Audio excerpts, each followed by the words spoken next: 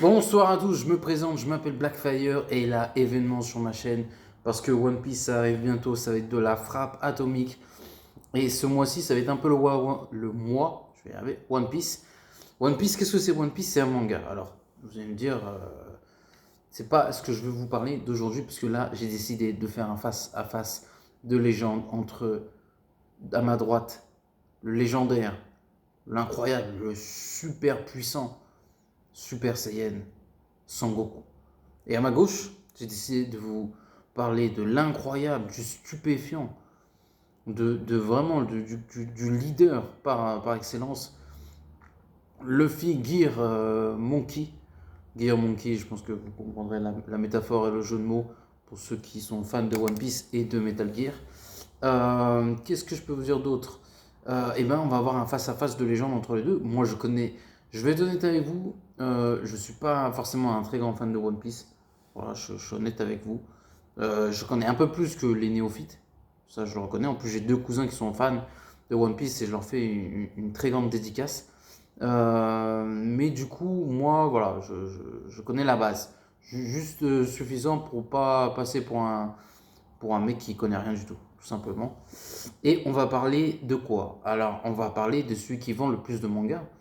Et le point va à notre ami Luffy Monkey, qui vend plus de mangas que Dragon Ball Z, qui a 480, entre 480 et 500 mangas vendus, c'est juste incroyable. C'est la deuxième BD la plus vendue de l'histoire. La première, c'est Superman, avec 600 millions. Et juste derrière, on a One Piece à 480-500 millions, qui a dépassé Batman ou Spider-Man, ce qui est quand même énorme quand on est fan à la fois de bande dessinée et de manga. C'est un véritable tour de force. Et si on compare à Dragon Ball est à 300 millions. Donc actuellement, One Piece, je vais préciser, en termes de manga, c'est le manga le plus vendu. Je parle qu'en termes de manga. Ça, c'est important de le savoir. Donc le point va à notre ami Luffy Gear Monkey, si je puis me permettre. Donc 1-0 pour One Piece et 0 pour Dragon Ball. Maintenant, on va comparer la puissance des deux personnages. Et comme vous le savez, notre ami Goku est un maître du suspense, mais c'est l'un des personnages les plus forts des mangas. Et il n'y a même pas de match. Même pas, je connais bien les mangas, je sais qu'il y en a. Il y a Full Metal Alchemist, il y a l'Attaque des Titans, je ne vais pas tous les citer, Naruto et compagnie. Le patron du game, il s'appelle Sangoku. Parce que même si notre ami Luffy Monkey, là, avec son Gear 5, je suis désolé, le nom de sa transformation est éclaté. Alors ses pouvoirs sont stylés, hein, mais le nom est éclaté au sol. Moi, j'aime pas personnellement. Voilà. Je sais que je vais me prendre des sabres dans le dos, mais j'avoue que même si la transformation est cool, je trouve que le nom de c'est éclaté. Et en plus, c'est un sondage que je vous dis, que je vais vous révéler, au-delà de mon avis personnel et fan, je pense, de tout manga confondu. Goku en ultra instinct, c'est la fin de la partie. je n'ai même pas, je n'ai même pas besoin d'en rajouter plus. Parce que Goku en ultra instinct, il fait ce qu'on appelle dans le jargon, il fait du très très très très sale. Il fait des trucs, ça fait très très mal. Moi je vous dis la vérité, pour me donner des frissons et tout, il faut en faire beaucoup. Moi je vous dis, j'ai vu Goku en ultra instinct. En plus, anecdote qui est vraie, hein. Quand Son Goku dans le manga il se transforme en ultra instinct, Internet, il a été coupé en deux. Il y a eu un tremblement de terre. Je vous jure que c'est vrai. Internet, ce jour-là, il a explosé comme jamais il a explosé auparavant.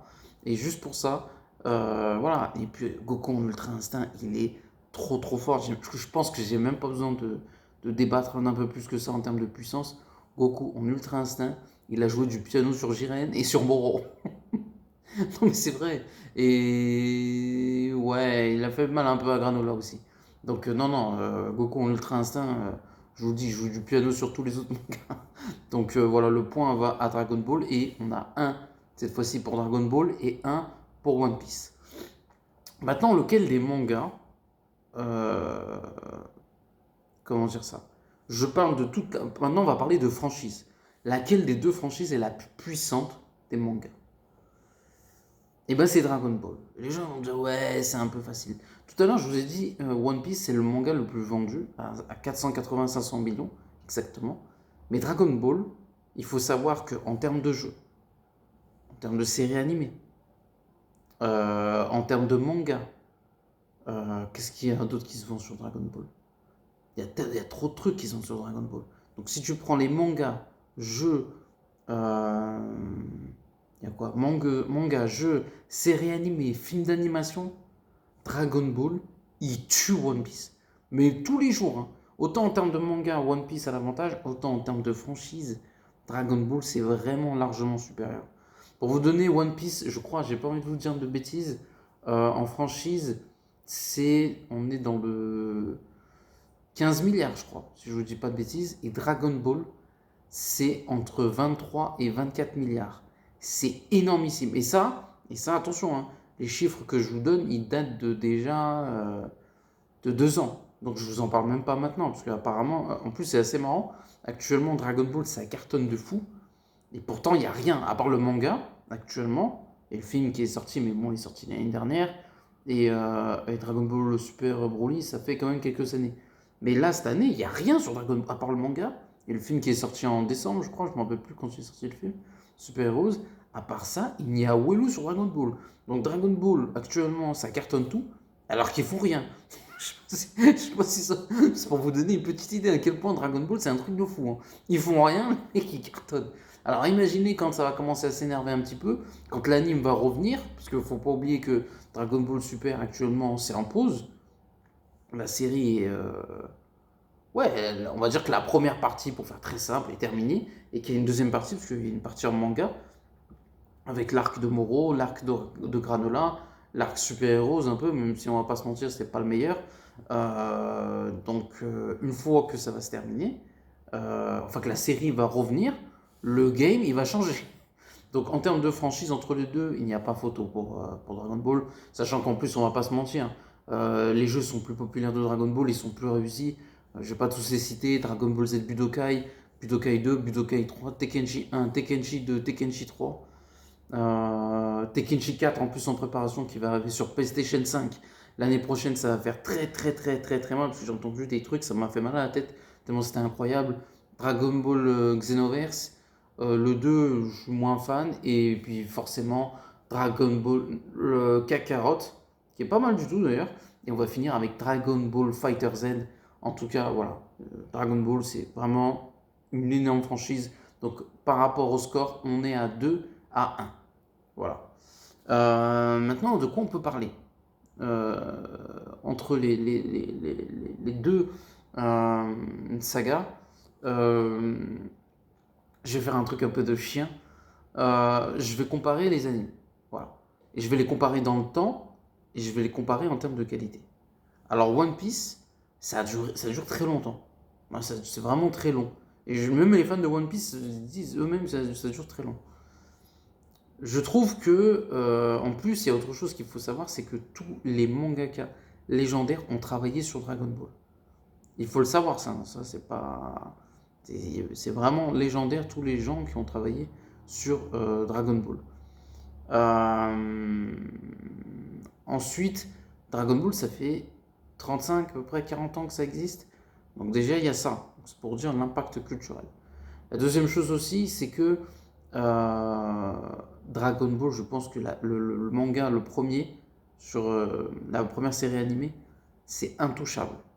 Voilà, parce que One Piece, c'est une série qui dure longtemps. Là où Dragon Ball a plusieurs séries, donc on a la série principale qui était Dragon Ball, quand on voit Son Goku petit pardon, et avancé. Donc Dragon Ball, il y a rien à dire, c'est exceptionnel. Voilà. C'est peut-être un tout petit peu répétitif, mais ça reste incroyable. Voilà. Ça reste le précurseur, le patron. Ensuite, on a quoi après Dragon Ball? On a Dragon Ball Z. Dragon Ball Z, voilà, je pense que pas de débat, incroyable aussi. Ensuite, on a eu Dragon Ball GT. Alors, Dragon Ball GT, c'est une façon de voir les choses parce que c'est pas vraiment Akira Toriyama qui l'a fait. Je trouve que ça aurait pu être mieux écrit, les méchants sont vraiment incroyables, donc ça fait partie de cette culture et en même temps, c'est un peu en dehors. Et ensuite, on a la dernière série, Dragon Ball Super, qui est plutôt pas mal du tout. Vu que One Piece déjà a qu'une série et que Dragon Ball ça a perduré dans le temps et c'est vraiment le patron du game, si vous voulez, je vais caricaturer un peu.